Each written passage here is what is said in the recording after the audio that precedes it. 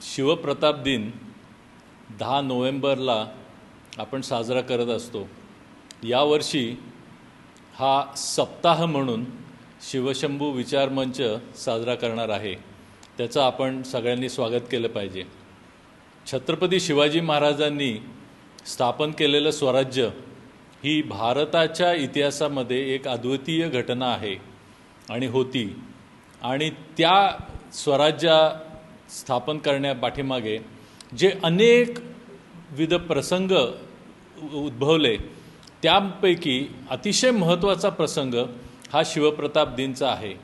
हे आपल्या भारत देशाचा विजयी इतिहास आहे, यशोगाथा आहे, आणि ही सर्वांनी मनापासनं साजरी केली पाहिजे।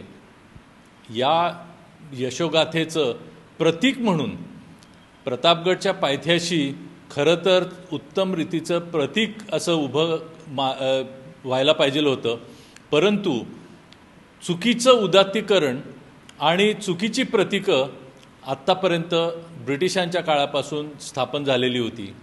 ती सध्याच्या सरकारने काढून घेतली आणि आता एक अतिशय उत्तम असं प्रतीक 25 ते 30 फुटाचं स्मारक तिथे उभं राहत आहे।